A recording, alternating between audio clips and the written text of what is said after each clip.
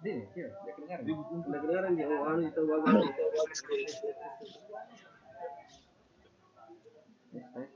tes 1 2 3. Kedengaran ya teman-teman?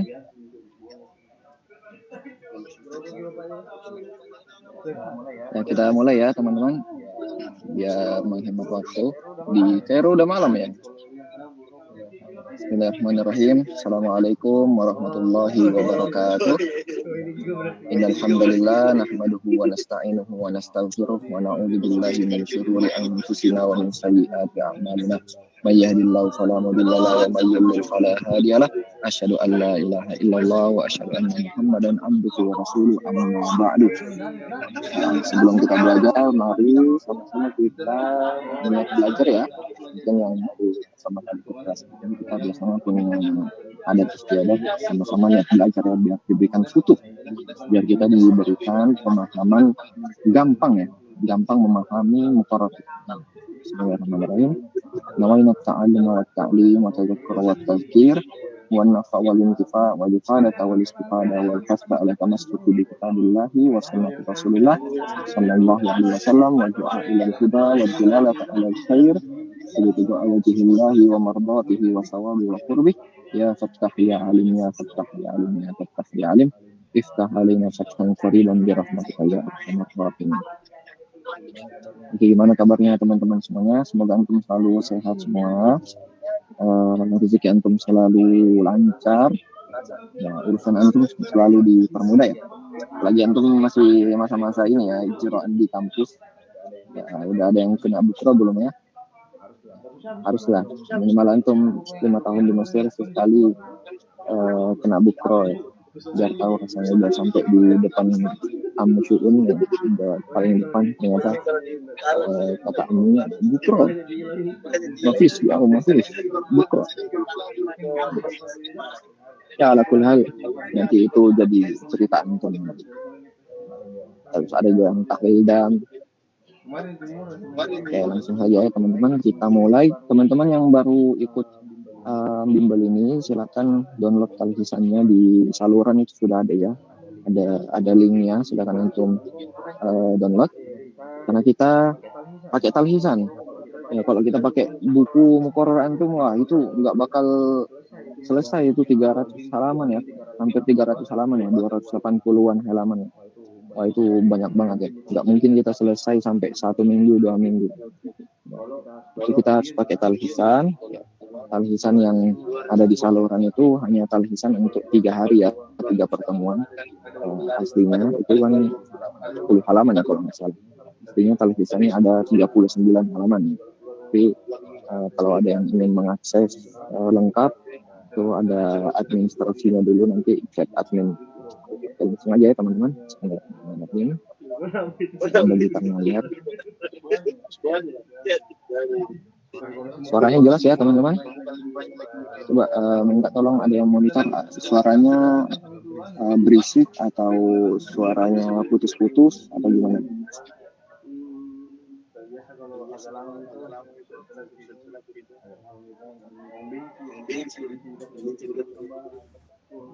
Jelas Ustaz suaranya.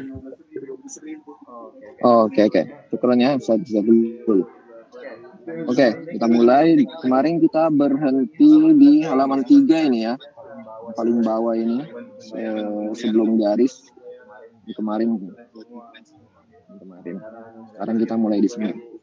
Al-farqu bainal Qur'an wal hadis an-nabawi wa al-qudsi. Al-qudsi di sini maksudnya al-hadis al-qudsi ya teman-teman. Al-farqu, perbedaan antara Al-Qur'an, kemudian hadis nabawi dan hadis qudsi. Nah, kemarin kan kita sudah bahas ya dari halaman pertama itu apa itu Al-Qur'an secara bahasa lugatan ataupun secara ta'rif istilah yang syar'i, secara istilah-istilah, secara pengertian ya. Kemudian kita sudah belajar apa itu hadis nabawi juga sebelumnya. Nah, kemudian sampai juga ke hadis al-qudsi ya, kemarin paling baru ini, kemarin hadis qudsi. Nah, kemudian di sini kita akan tahu apa sih bedanya antara Al-Qur'an, hadis nabawi dan hadis qudsi. Al-Qur'an yang menyampaikan Nabi Muhammad juga. Hadis qudsi, hadis nabawi yang menyampaikan juga Nabi Muhammad. Hadis qudsi, yang mana hadis qudsi ini hadis yang disampaikan juga oleh Nabi Muhammad, tapi disandarkan kepada Allah Subhanahu Wa Taala. Ini apa sih bedanya antara tiga ini? Oke, di sini kita akan tahu. Lekaina famal Qur'an jahidan, agar kita memahami Al-Quran secara bagus. Yajibu an numayyiza bainahu wa baina kalamin nabi. Karena itu wajib bagi kita an numayyiza, membedakan antara Al-Quran bainahu, di sini masuknya ke Al-Quran, wa baina kalamin nabi, dan antara Al-Quran dan perkataan Nabi Muhammad SAW. Kemudian wa kalamillahi alladhi yarwihin nabiyyu, dan kalam Allah yang diriwayatkan langsung oleh Nabi Muhammad, yaitu hadis qudsi. Hadis qudsi itu kemarin sudah jelasin. Sudah apa belum ya?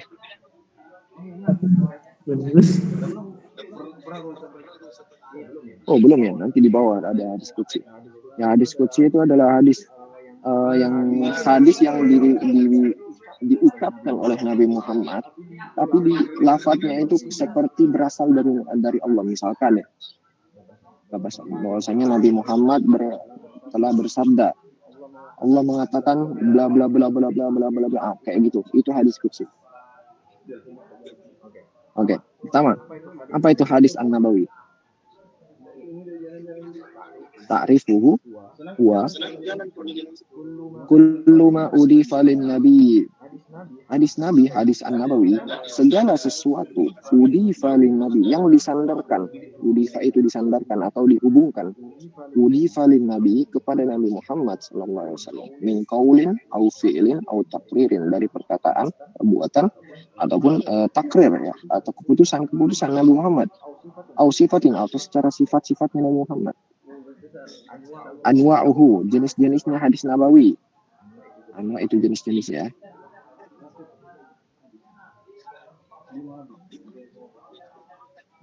Nah, jenis-jenis hadis Nabi ya apa saja? Pertama, ada yang qauli.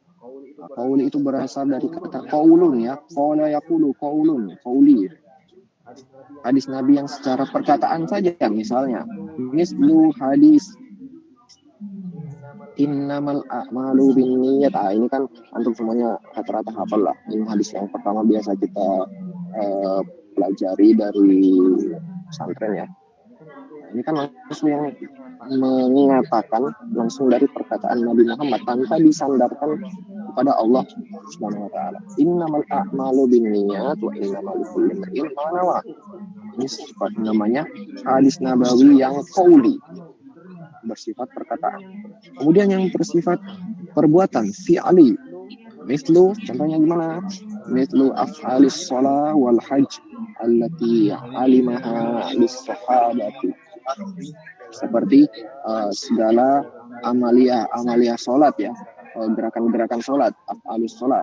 Kemudian gerakan-gerakan haji, itu kan semuanya dipraktekkan oleh Nabi Muhammad. Itu namanya hadis yang secara fi'li. Nabi Muhammad tidak meriwayatkan, tidak mengatakan, tapi langsung dipraktikkan. Itu langsung menjadi hadis. Alim allamaha lis-sahabat, yang diajarkan kepada sahabat. Waqala, nah, contohnya gimana? Nabi Muhammad bilang, "Shallu kama ra'aitumuni usolli." Salatlah kalian wahai sahabatku, kama ra'aitumuni, sebagaimana kalian melihatku usolli, sebagaimana kalian melihatku salat. Jadi maksudnya di sini awalnya Nabi Muhammad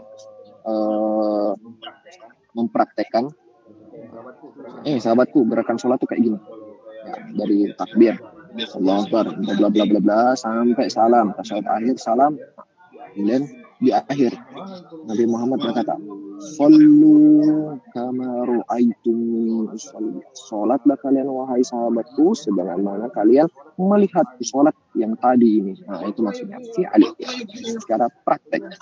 Kemudian takrir ya, takrir dari kalimat ikrar atau keputusan. Hadis-hadis yang diputuskan ini bukan yang sesuatu yang putus ya, tali yang putus, bukan. Ya, diputuskan, ditetapkan. Contohnya anyaf ala ahadus sahabati syai'an. Contohnya ketika salah satu sahabat melakukan sesuatu, anyaf ala syai'an, suatu perkara. Amaman Nabi. Nah, para sahabat ini melakukan suatu perkara di depannya Nabi. Misalkan sholat ya. Sholatnya ini bukan sholat sunnah, bukan sholat yang wajib, tapi hanya sekedar sholat ya mungkin kalau bahasa kasarnya zaman sekarang sholat iseng lah ya, sholat aja lah. Amaman Nabi, au ya buluguhu anhu, kayak sekutun Nabi muafiqan alaihi, atau au ya bulugu anhu, atau ya bulugu anhu ini kan artinya sampai. Maksudnya sampai di sini ada suatu perkara, kita artikan suatu muskilan.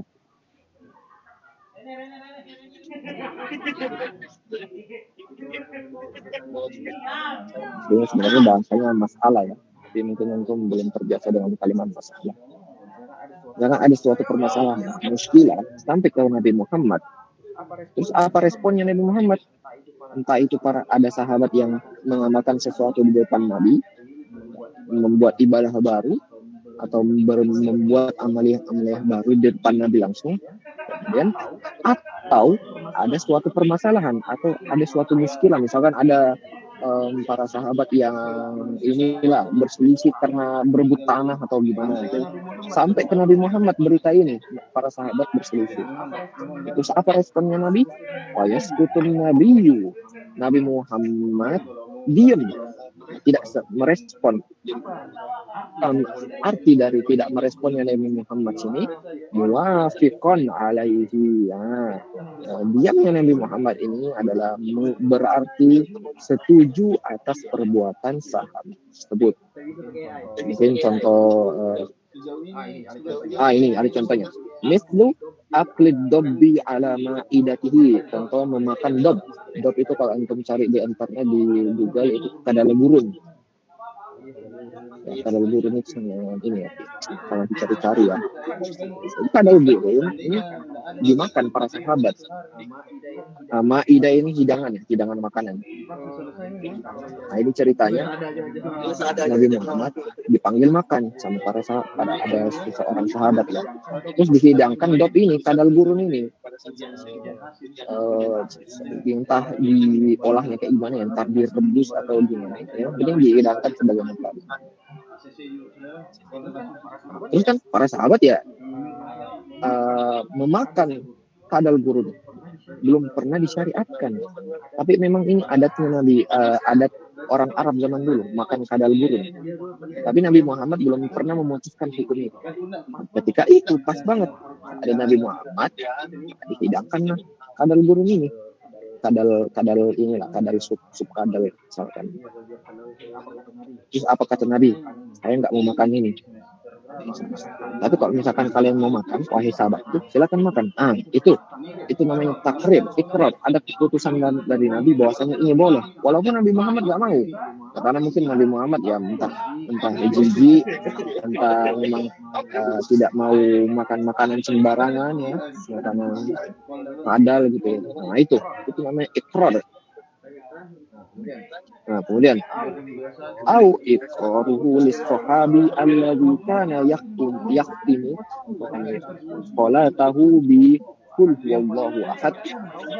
Atau contoh lainnya keputusannya Nabi Muhammad atau Nabi Muhammad menetapkan sesuatu kepada seorang sahabat yang mana para sahabat ini, seorang sahabat ini melakukan apa? Alladzi kana yaqtimu salatan, yang menutup salatnya, yaqtimu khatama yaqtimu, menutup salatnya di akhir salatnya. Dengan apa? Dengan qul huwallahu ahad. Yang tadi anak kurang tahu ya, anak belum nyari hadisnya. Ini entah itu setelah salam baca qul huwallahu ahad atau sebelum salam baca qul huwallahu ahad, malik yang belum nyari. Li'annaha sifatur rahman. Membaca qul huwallahu ahad ini ketika penutup salat itu termasuk dari sifat rahman, sifat-sifat kasih sayang rahman. Nah itu secara takrir ya tadi ya. Intinya ada keputusan atau ketetapan langsung dari Nabi, itu hadis. Kemudian ada secara sifatiyun. Contohnya apa? Wasfu khalqin Nabi sallallahu alaihi wasallam wa syaklihi. Wasfun di sini bukan sifat, tapi seperti menggambarkan. Hadis yang menggambarkan apa? Khalqin Nabi, ciri-ciri fisik Nabi Muhammad, wasyaklihi, dan bentuknya Nabi Muhammad. Nah, itu kan banyak ya, apalagi kalau misalkan antum nanti talaki belajar Syama'il Al-Muhammadiyah, Syama'il Al-Muhammadiyah punya karangan Imam At-Tirmidzi, itu semuanya kumpulan hadis-hadis tentang Nabi Muhammad, dari ciri-ciri fisiknya, bahkan sampai uban-ubannya itu ada hadisnya. Berapa jumlah ubannya Nabi Muhammad, tingginya segimana, ototnya gimana, itu semuanya di baju perangnya seperti apa, bahkan muamalah dengan istri-istrinya itu semuanya diceritakan di Asy-Syama'il Al-Muhammadiyah. Itu secara sifat ya, maksudnya sifati. Ya, sampai sini ada yang belum dipahami teman-teman? Silakan bertanya. مفهوم كله؟ في حد أي سؤال؟ Syakalu apa, Ustaz? Bentuk.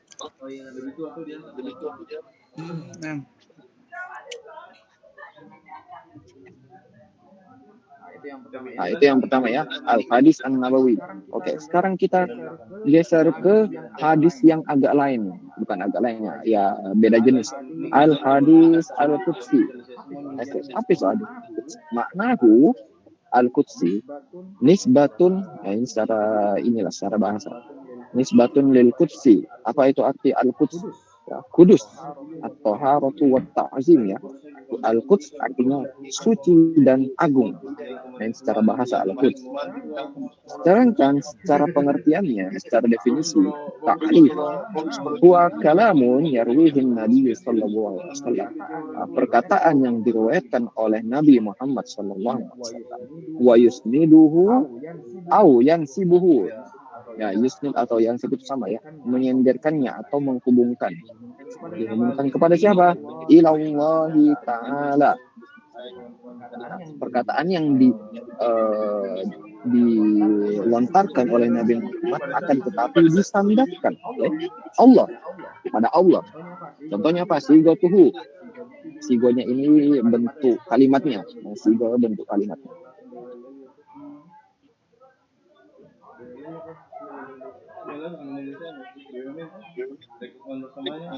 Nah, misalkan yaqulu ar-rawi hadis qudsinya ini gimana?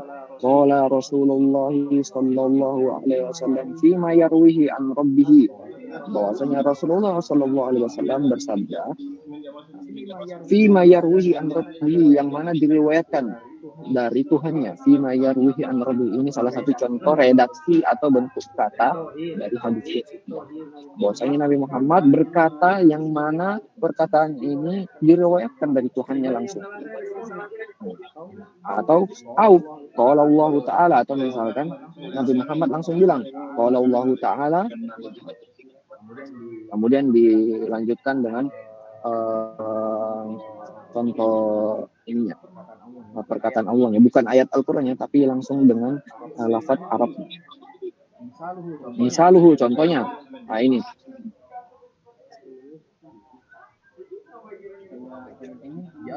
Yadullahi mali'ah la yubiduha nafaqah.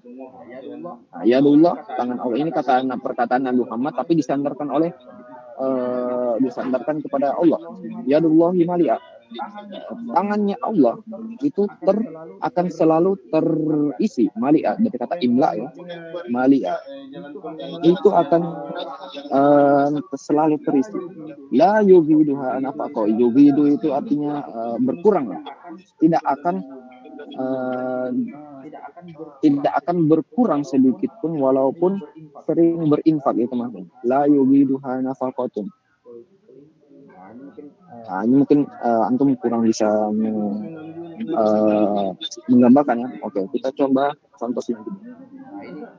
Nah, ini hadis yang perkataannya dari Nabi Muhammad, tapi akan tetapi sebenarnya ini dari Allah. Ini kata Allah apa? Dari mulutnya Nabi Muhammad langsung. Ana inda zonni abdi bi. Aku bahwasanya aku Allah maksudnya. Tapi Allah yang berkata di sini melewati mulutnya Nabi Muhammad. Ana inda zonni abdi. Aku akan bersama hambaku sesuai zonnya, sesuai prisangkanya. Ana inda zonni abdi bi. Aku akan selalu bersama prasangka hambaku. Jadi maksudnya gimana? Kalau misalkan antum berburuk sangka kepada Allah atau kepada diri antum sendiri, Allah akan kayak gitu, berburuk sangka kepada antum. Tapi kalau misalkan antum selalu husnuzon, tidak ada suuzon gitu ya, dia akan selalu husnuzon kepada antum. Nah ini maksudnya ya. Redaksinya, lafaznya dari Nabi Muhammad, tetapi maknanya itu berasal dari Allah Subhanahu wa Ta'ala. Ya, itu hadits qudsi.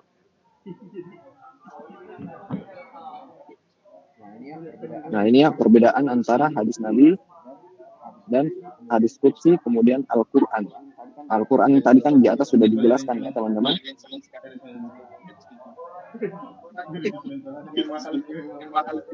Nah, kemudian al-furuq al-khamsa bainal Quran wal hadis qudsi. Sekarang lebih rinci lagi.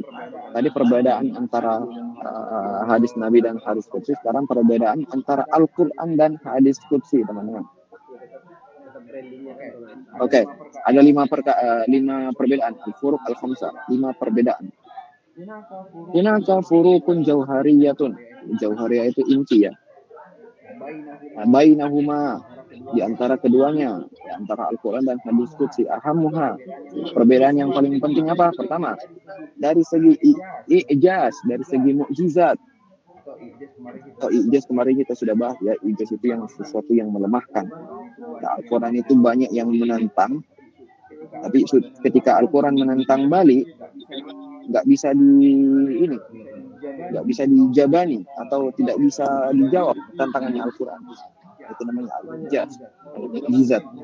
Kayak mukjizat Nabi itu kan seperti Nabi Musa Nabi Musa membelah laut. Soalnya zaman Nabi Musa adalah banyak penyihir kan. Zaman Nabi Musa itu banyak penyihir. Terus Nabi Musa menantang balik, nih saya bisa belah laut, kalian bisa nggak? Nggak ada yang bisa kan? Itu namanya mukjizat, melemahkan orang lain. Atau mukjizatnya Nabi Isa. Mukjizat Nabi Isa apa? Menghidupkan orang mati. Kenapa? Karena zamannya Nabi Isa itu banyak lagi gencar-gencarnya ilmu kedokteran. Orang bisa menyembuhkan. Nah, Nabi Isa datang nih saya lebih hebat dari kalian nih. Bisa nggak ente kayak gini? Hidupin orang mati nih. Ini ada orang mati, aneh yang hidupin. Nggak ada yang bisa. Nah, itu namanya ijaz, melemahkan orang lain. Itu ya teman-teman. Pertama, Al-Quran mu'jizatun. Al-Quran adalah mu'jizat. Tahaddallahu biha al-arab wal bashar. Mu'jizat yang mana Allah itu menantang. Tahadda itu menantang. Menantang siapa? Al-arab wal bashar. Menantang orang-orang Arab dan seluruh umat manusia. Bashar itu manusia ya. Ada. Jadi di Al-Quran itu ada Allah itu menantang. Sedangkan amal hadis al-qudsi walam yaqo bihi at-tahaddi.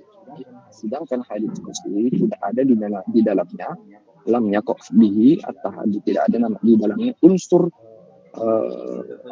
tantangan. Allah nggak pernah menantang melewati hadis qudsi. Nah itu dari segi ijaz. Yang kedua dari nisbah, hubungannya atau disandarkan. Al-Quran yunsabu lillahi faqad. Al-Quran disandarkan kepada Allah saja. Nah, qala Allah Ta'ala ya di ayat-ayatnya itu ya.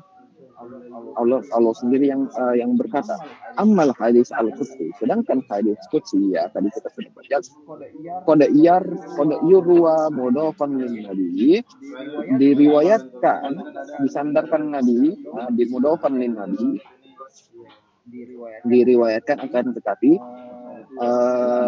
melalui perkataan Nabi Muhammad ya, mudhafan min Nabi. Fayuqal qala Rasulullah, maka Nabi Muhammad berkata atau seorang perawi hadis qudsi itu pasti berkata, qala Rasulullah fima yarwi an rabbih, bahwasanya aku memilih hadis yang mana Rasul Shallallahu Alaihi Wasallam bersabda yang diriwayatkan dari Tuhannya, fima yarwi an rabbih. Nah itu hadis qudsi. Dari segi nisbah atau disandarkan kepada siapa? Ya, Al-Quran disandarkan langsung kepada Nabi, kepada Allah. Sedangkan kalau hadis qudsi itu masih disandarkan kepada Nabi Muhammad. Ya, nggak mungkin kan perawi langsung bilang kalau Allah Taala. Enggak. Kemudian as-subut. Nah, subut di sini ketetapan ya, asli artinya cuman kita artikan di sini level validnya, level validitasnya. Gimana maksudnya? Al-Quran kulluhu mutawatir.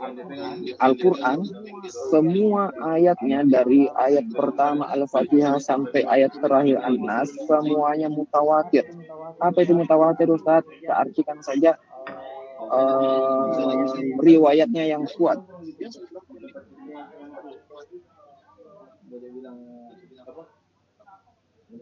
Mungkin antum yang belum pernah belajar ilmu hadis ya,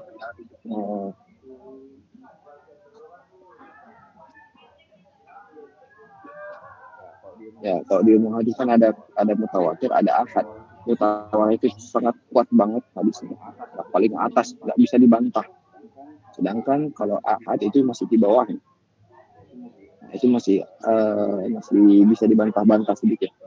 Nah, mutawatir atau qat'iyus subut. Qat'i itu paten, kita artikan paten atau paten atau tidak bisa diubah. Subut ketetapannya 100%. Nah, ketetapannya hadis yang mutawatir atau ayat yang mutawatir itu 100%, tidak bisa diubah-ubah. Amal hadis al-ahadis al-qudsi fa mu'zamuha akbarul ahad. Akan tetapi hadis qudsi mu'zam itu artinya kebanyakan.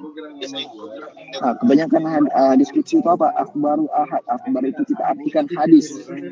Kebanyakan semuanya hadis ahad. Yang mana hadis ahad itu derajatnya di bawah mutawatir atau zonniyus subut ya. Zonni itu masih diperkira-kirakan ininya, validnya. Nah, kalau mutawatir itu kan yang jalur periwayatnya itu banyak. Nah, ada 4 sampai 5 jalur periwayat. Jadi kan itu menandakan wah hadis ini sangat masyhur sekali dong. Ini berarti kalau banyak yang tahu hadisnya atau ayatnya, berarti benar-benar nih ayatnya dari Rasul.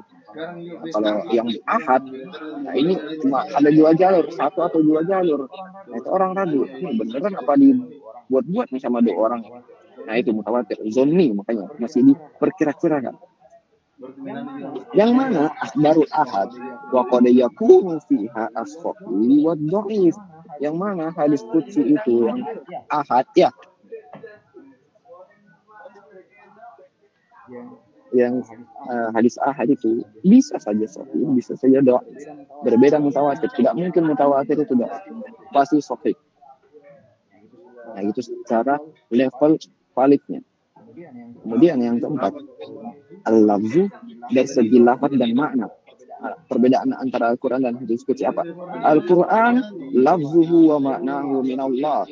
Al-Quran lafaz dan maknanya itu langsung dari Allah ya. Semua lafaz-lafaz Al-Quran ini dan makna-maknanya yang terkandung di dalam lafaz-lafaz semua berasal dari Allah. Amal hadis al-qudsi, sedangkan hadis qudsi maknahu minallah, makna-maknanya dari Allah. Walafzuhu ghaliban min siyaghatin nabi, tapi lafaznya kebanyakan dari gaya bahasanya Nabi Muhammad sallallahu alaihi wasallam. Nah, gitu ya teman-teman, perbedaan secara lafaz dan makna.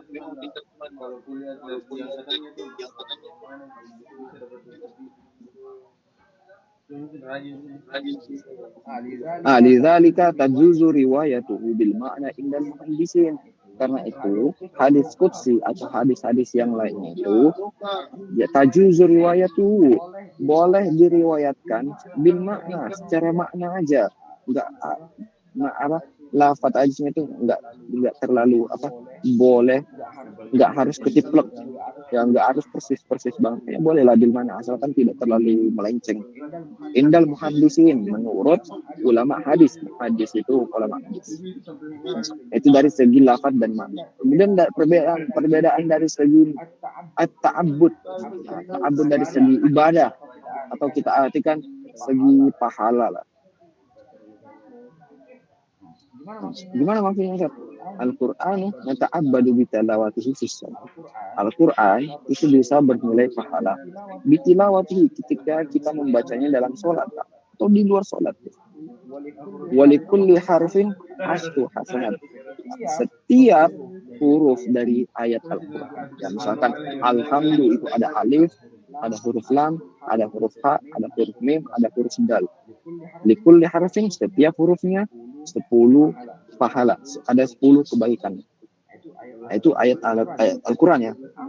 Amal hadis Al-Qudsi, sedangkan hadis Qudsi la yuqra'u fis shalah, enggak boleh kita membaca hadis Qudsi dalam sholat, ya enggak mungkin ya dalam sholat habis Al-Fatihah kita waladhdallin amin qala Rasulullah sallallahu alaihi wasallam fi ma yarwi an rabbih ana inda zanni abdi, enggak mungkin kayak gitu. Walaupun perkataannya dari maknanya dari Allah, nggak mungkin, nggak boleh. Walaupun nggak boleh dibaca ketika sholat, la yuqra'u fis walahu sawabun amun.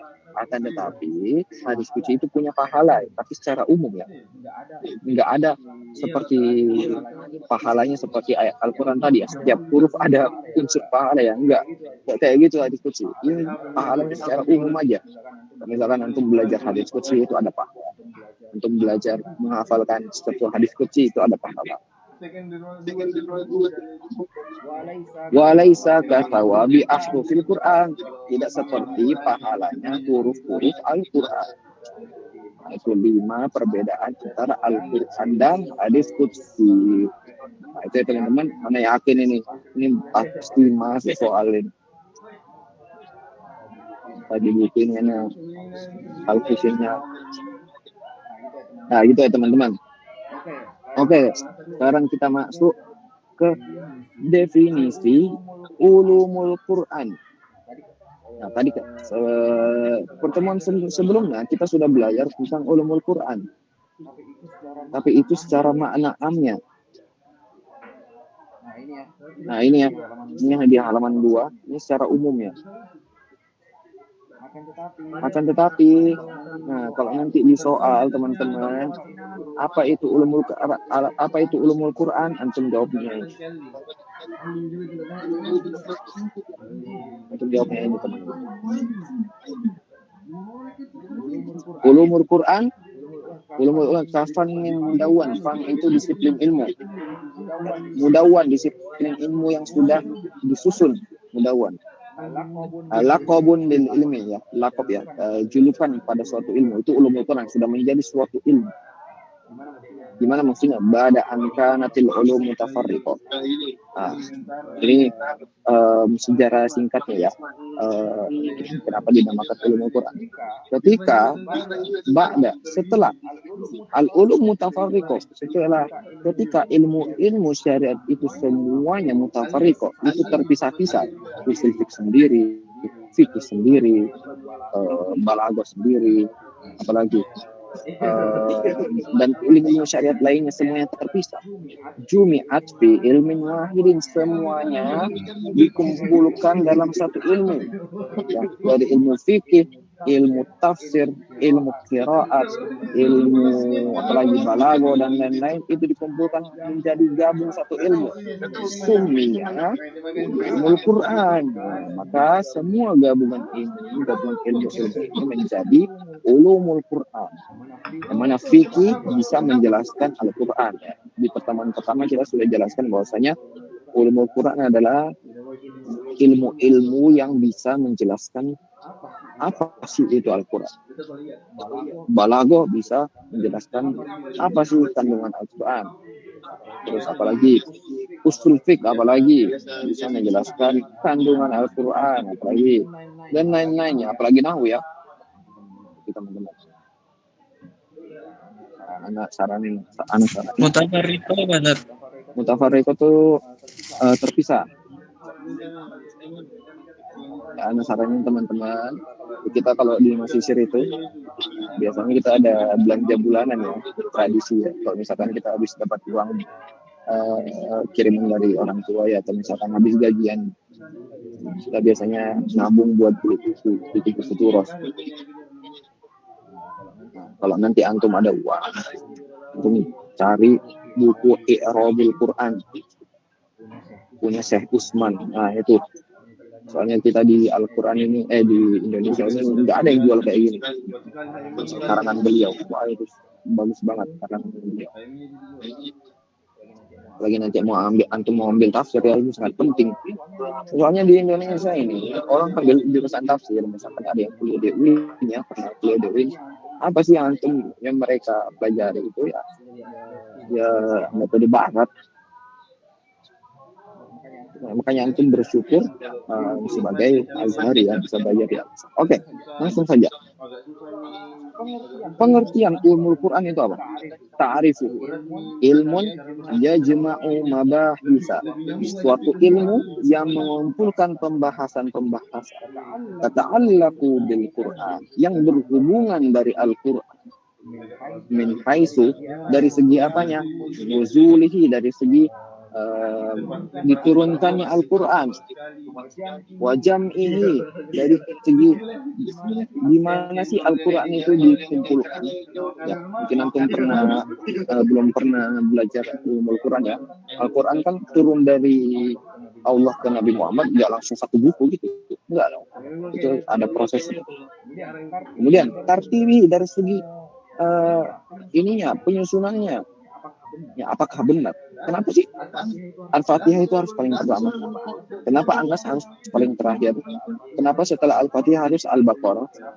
Kenapa sebelum An-Nas harus Al-Falaq? Nah itu segi tartibnya. Ini ada yang pembahasannya di ulumul Quran, teman-teman. Wa qiraatihi, ilmu qiraatnya, tata cara bacanya, itu dibahas di ulumul Quran.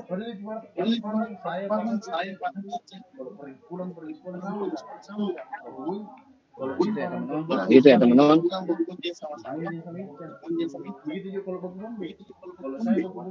Nah, wa tafsirihi, dari ilmu tafsirnya. Ingat, ulumul Quran ini mengumpulkan semua ilmu, sampai ilmu tafsir pun masuk di dalam ulumul Quran. Wa ijazi, ada namanya ilmu ijaz. Nah, ilmu ijaz ini bukan berarti kita menantang orang lain ya untuk mengalahkan Al-Quran, enggak, bukan gitu. Maksudnya kita akan belajar di ilmu ijaz ini lebih dalam, dari segi mana sih ijaz atau mukjizatnya Al-Quran. Nah itu nanti ada di talak wa ghairiha, dan ilmu-ilmu lainnya.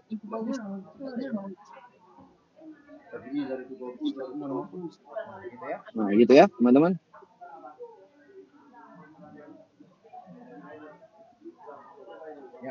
Ya, sampai sini ada yang mau bertanya teman-teman?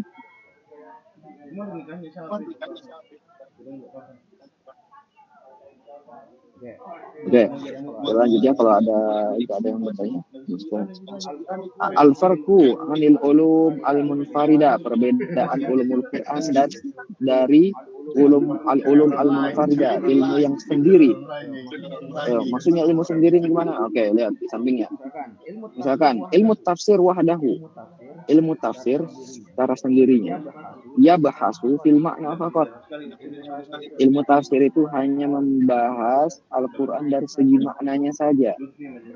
Nah, berbeda dengan ulumul Quran ya, semuanya dibahas ini di atas. Semuanya dibahas. Kalau ilmu tafsir maknanya aja. Tafsir maknanya doang. Oke, yang pertama. Kemudian ilmu qiraat wahdahu, sendirinya ilmu Quran cuma membahas apa? Ya bahasu fil lafzi faqat, hanya membahas lafaz Al-Qur'annya aja. Ya, kemarin sudah Anda jelaskan ilmu qiraat itu seperti apa ya. Katakan di Al-Fatihah itu misalnya biasanya antum baca riwayat Hafiz Malik Yaumiddin. Di riwayat lain, ma-nya ini enggak mat, tapi dipendekkan Malik Yaumiddin. Itu ada qiraat. Nanti antum jangan sia-siakan di Al-Azhar antum berbanyak ambil ilmu qiraat ya. Di Indonesia ini sangat susah. Bayarnya mahal banget di Indonesia. Kalau di Mesir ya masih terhitung murah. Apalagi di yang antum tinggal di Darosa itu ada Masjid Soleh Al-Ja'fari ya. Itu di situ antum belajar qiraat gratis. Itu intensif 3 bulan. Ini kemarin udah 4 sempat sampai 10 qiraat ya. Hanya beberapa. Soalnya cuma berapa tahun di situ. Silakan. Jangan sampai antum rugi menjadi asli 5 tahun di Mesir. Apa antum cuma 4 tahun ya? Lebih sedikit lagi. Enggak di L. Oke. Amal ulumul Quran. Sedangkan ulumul Quran lakob ini sebagaimana menjadi lakob di sini kita artikan makna paten. Makna paten itu yang tidak bisa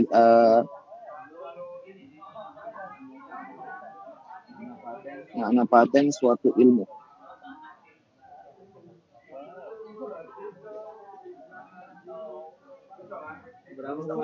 Ilmu Quran bedanya apa? Bahwa yajma'u kulla hadhihi al-jawanib ma'an. Sedangkan ilmu Quran itu mengumpulkan semua hadhihi jawanib. Jawanib sini aspek ya. Tapi maksudnya aspek ini al-ulum. Mengumpulkan semua ilmu-ilmu ini ma'an sekaligus. Nah, itu ulumul Quran. Makanya kalau antum baca ulumul Quran yang turas, misalkan Al-Burhan punya Imam Zarkashi, Al-Qur'an punya Imam Syafi'i, wah itu sangat tebal sekali. Banyak sekali pembahasannya di situ. Nah, gitu ya. Sampai sini fi haddi soal minggu. Mawud wala la.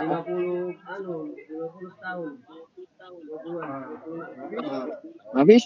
Baik, misalnya. Oke, sekarang kita masuk ke Nas'a. Nas'a itu sejarah. Sejarah ulumul Quran. Kita tadi sudah bahas itu pengertiannya ya dan perbedaannya dengan tadi. Sekarang kita bahas sejarah ulumul Quran.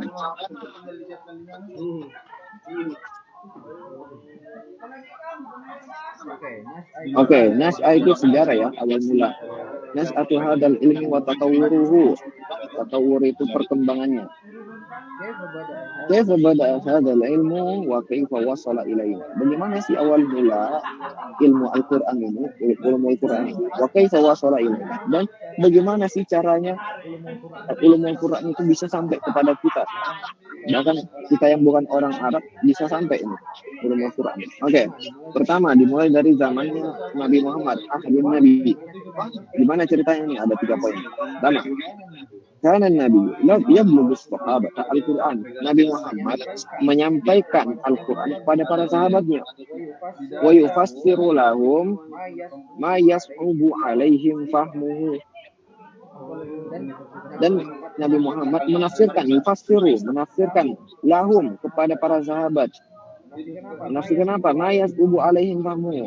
Menafsirkan ayat-ayat yang susah dipahami oleh para sahabat.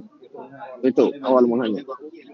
Ini embrionya ya. Embrio, paham ya? Mungkin pernah belajar biologi ya. Awal mula inilah cambahnya itu. Awal mula kenapa ada ulumul Quran. Mulai dari tafsir kecil-kecilannya Nabi Muhammad. Kemudian yang kedua, karena as-sahabat wa hum arabun aqha. orang sahabat yang mana mereka ini orang Arab yang sangat fasih ya. Yafhamunal Quran bisaliqatihim. Mereka itu memahami Al-Quran bisaliqatihim. Saliqah itu seperti sudah mendarah daging. Nggak butuh lagi tafsir lagi mereka itu. Nggak butuh terjemahan lagi.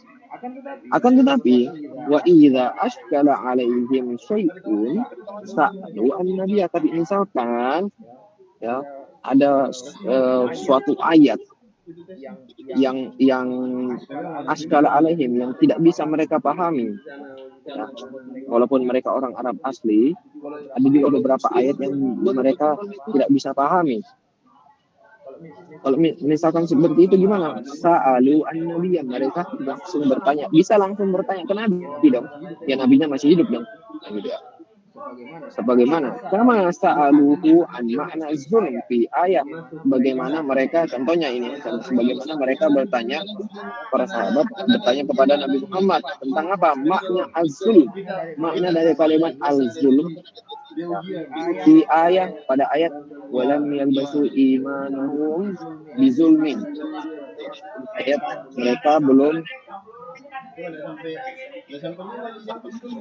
mereka tidak yalbasu di sini mencampurkan. Mereka tidak mencampurkan keimanan mereka dengan zulm. Nah, terus Nabi Muhammad menjelaskan apa? Fawadahalahu. Nabi Muhammad menjelaskan kepada mereka annahu asyirk. Bahwasanya makna kalimat zulm dalam ayat sini adalah asyirik. Tidak boleh mencampurkan keimanan dengan zulm atau dalam artian syirik. Mereka bisa langsung bertanya. Nah, kemudian poin ketiga, nahyun anil kitabah, larangan atas untuk menulis apa?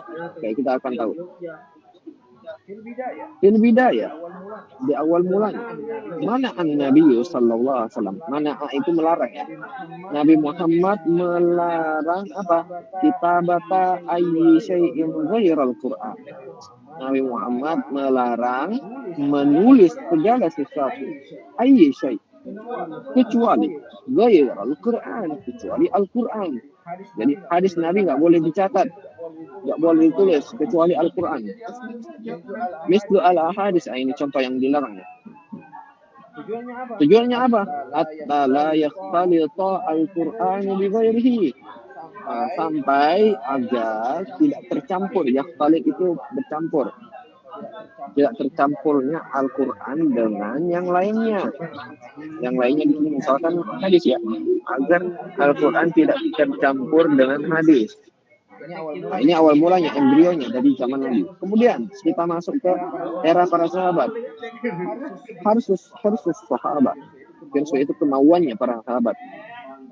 Kanu la yahfazuna al-ayat faqat. Mereka para sahabat tidak hanya menghafalkan ayat-ayatnya saja.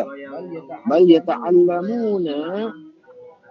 Akan tetapi ayat-ayat itu mereka semua pelajari. Yata'allamun. Al-ilm wal amal ma'an. Maksudnya menghafalkan dan diamalkan langsung ayat-ayat ini. Fakanu, mereka para sahabat la yatajawazuna asyra ayatin. Mereka tidak yatajawazun itu melebihi. Maksudnya melebihi ini mereka tidak menghafalkan lebih dari 10 ayat hatta yutabbiqu ma fiha, sampai mereka para sahabat yutabbiq itu mempraktekkan dulu, mempraktekkan secara paten di dalam hidupnya. Masihah yang ada terkandung dalam 10 ayat ini dulu. Nah itu para sahabat ya teman-teman. Ya teman-teman, itu era kedua, era para sahabat. Kemudian era yang ketiga, era pada Khulafa ar-Rasyidin. Oke. Ini udah mulai ini. Di ahdi Abu Bakar, ketika zamannya Abu Bakar dan Umar, istamarra an-naql abrar riwayat wa talaqqin. Istamarra itu masih berlangsung, masih berlanjut. An-naql di sini ar-riwayah maksudnya.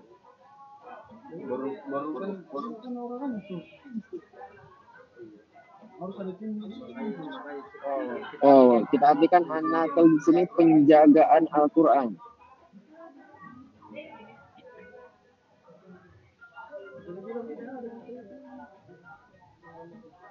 Nah, penjagaan Al-Quran masih terus berlangsung. Bagaimana caranya? Abrul riwayah wa talaqqin, dengan cara periwayatan dari mulut ke mulut. Wa talaqqin, ya talaqi. Ya ada majelis-majelisnya. Ini salah satu caranya para khulafa Rasyidin menjaga ayat-ayat Al-Quran. Kemudian yang kedua, di era kedua, eranya Utsman bin Affan. Nah, di sini mulai Jumi Al-Quran fi mushafin wahidin. Al-Quran mulai dikumpulkan dalam satu mushaf, ya. Mushaf di sini satu buku. Namanya di sini Al-Mushaf Al-Imam. Wa nusikha lil amsar. Nusikha itu ditulis.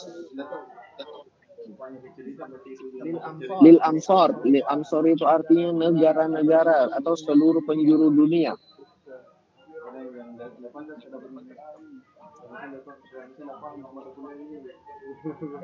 Ya, jadi pada eranya Utsman bin Affan, Al-Quran mulai dikumpulkan dalam satu buku, kemudian ditulis, ya, dibuat salinan-salinannya berapa eksemplar, kemudian disebarkan ke seluruh penjuru dunia, negara-negara Muslim.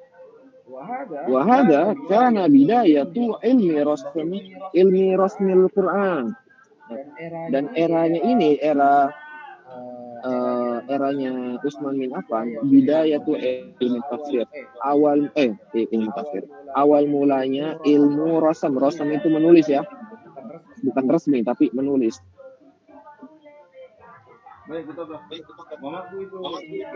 Ilmu rasam Al-Quran, ilmu bagaimana sih tata cara menulis Al-Quran itu. Nanti kalau misalkan antum belajar ilmu Al-Quran, nanti antum ambil jurusan tafsir, nanti antum akan belajar, teman-teman. Nah, gimana sih sejarah penulisan Al-Quran? Zaman dulu Al-Quran itu nggak ada harokatnya, teman-teman, nggak ada titiknya. Nah, langsung dibaca mentah-mentah telanjang, ya. Gitu. Nah, kemudian ada sejarahnya sampai ke detik ini ada harokatnya, ada titiknya. Nah, itu ya, teman-teman. Kemudian masuk ke eranya Ali bin Abi Thalib. Ngapain?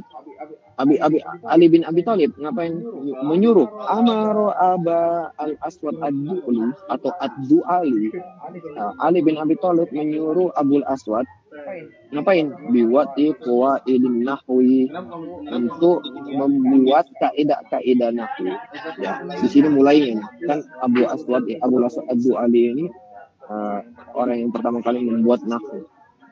Biwati qawaidin nahwi, untuk membuat kaidah-kaidah nahwu. Lidoptil nutfi, untuk menjaga perkataan orang-orang Arab ketika itu. Jadi sejarah singkatnya ini, orang Arab sudah mulai bercampur dengan orang-orang non-Arab, ya. Ada orang Persia, ada orang Romawi, ada orang di luar sana, orang-orang Barat. Bahasanya orang Arab ini mulai berubah. Ya, mungkin untuk pernah merasakan merantau, bahasa itu mulai berubah-berubah. Nah, ini ya yang dirasakan oleh orang Arab waktu zamannya Ali bin Abi Thalib. Bahasanya mulai berubah. Karena itu Ali bin Abi Thalib menyuruh Abul Aswad ad-Du'li untuk membuat kaidah ilmu bahasa Arab, yaitu kaidah nahwu. Nah, gitu. Ini secara singkat. Wahada karena bidayatu ilmi Arabil Quran. Waktu eranya Ali bin Abi Thalib itu adalah awal mula adanya ilmu i'rab Al-Quran. Oke. Kemudian masuk ke era tabi'in. Istamar as-sahaba yang qiluna at-tafsir lit-tabi'in. Para sahabat selalu masih terus menerus yang qiluna yang qilun sini kita artikan meriwayatkan atau mengajarkan. mengajarkannya. Mengajarkan apa? At-tafsir. Kepada siapa? Kepada para tabi'in. Wastuhira mufassirun fi Makkah wal Madinah wal Iraq, dan mulailah terkenal para mufassir ya, ahli-ahli tafsir di Makkah, Madinah dan Irak. Wa bada'at tazharu bi dawri ilmi tafsir wa asbabin nuzul wal makki wal madani. Dan di era ini, di era para tabi'in, mulailah muncul ya, bada'at tazharu bi dawri ilmi. Zawr itu akar.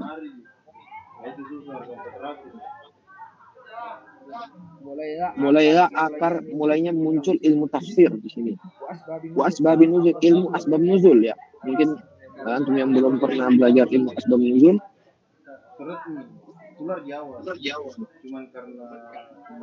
ilmu asbab nuzul ini ilmu yang mempelajari sebab-sebab suatu ayat di Al-Quran itu kenapa diturunkan. Nah itu ilmu asbab nuzul. Kemudian wal makki wal madani, nah ilmu yang mempelajari apakah Al-Quran, ayat di Al-Quran ini diturunkan di Mekah atau di Madinah. Nah ini di eranya para tabi'in mulai muncul ilmu-ilmu ini. Ada 3. Lakinnaha kanat ta'tamadu ala riwayah lakinnaha kanat ta'tamidu ala riwayah asy-syafahiyah, akan tetapi ilmu-ilmu ini, ilmu tafsir, asbab nuzul, makki wal madani, ta'tamidu itu hanya bergantung ya, hanya menggunakan apa? Riwayah asy-syafahiyah, riwayat mulut ke mulut. Syafahiyah itu ya, syafahiyah itu dari mulut ke mulut, belum dibukukan.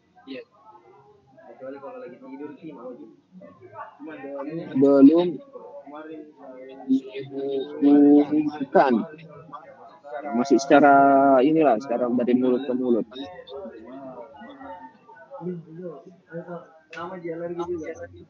Nah, ini belum selesai sejarahnya nih. Ini masih sejarahnya di sini. Ya, tapi mungkin kita sampai di sini dulu ya, teman-teman. Insyaallah besok kita lanjutkan di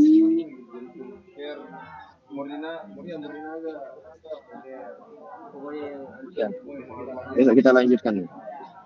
Oke, sampai sini ada yang mau bertanya teman-teman? Ada yang belum dipahami silakan. Gak apa-apa, nanti kita ulangin. Ya, ada teman-teman?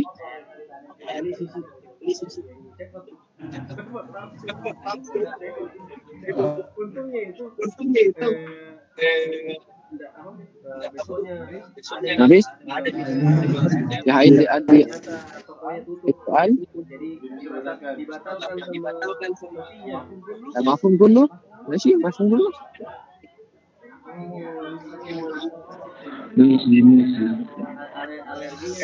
Insyaallah Hamdan.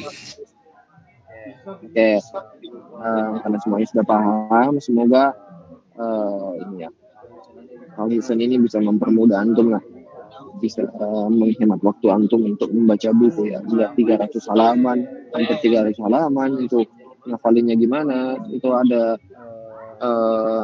tahdidan yang beredar itu semuanya satu buku. Wah, itu udah bahasanya zaman sekarang udah nggak ngotak banget ya. Nah itu makanya semoga Al-Hisan ini bisa membantu antum ya. Itu. Jadi kurang lebih untuk pertemuan kedua ini cukup sampai sini ya teman-teman. Insyaallah kita lanjut besok pertemuan ketiga untuk pertemuan yang gratis ya 3 hari. Insyaallah untuk pertemuan keempat nanti dikhususkan bagi teman-teman yang sudah mendaftar, dan insyaallah nanti dapat akses Al-Hisan full dan kita akan khatamkan bersama-sama ibu ulumul Quran. Dan insyaallah kalau ulumul Quran tingkat 1 itu emang dulu waktu zaman anak tuh agak susah, soalnya bukunya beda ini. Bukunya tipis tapi susah pembahasannya. Nah, ini buku antum gampang tapi banyak banget pembahasannya. Ya sama aja lah.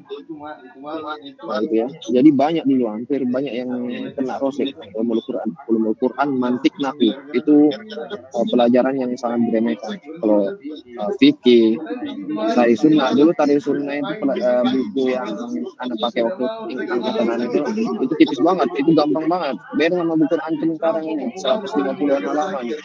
Nah dulu anak cuma apa gak nyampe 100 kayak tipis banget. Semuanya mumtaz tari sunnah. Fikih ya tipis, easy lah. Nah, kemudian apa ya? Nuzum itu banyak yang kena juga. Soalnya orang-orang nggak paham pembahasan nuzum ya. Alhamdulillah kita di Mumtaz LP ini sudah ada talisan nuzum, kita sudah selesai kemarin pembahasan nuzum. Nah, insya Allah aman ya, kemarin udah ada tadi dan beredar ya. Kata Dr. Anton itu nuzum, hafalkan khosiyahnya, khosoisnya itu. Kok kita malah bahas nuzum? Nah, ya. Ke bawah arus. Syukran. Assalamualaikum warahmatullahi wabarakatuh.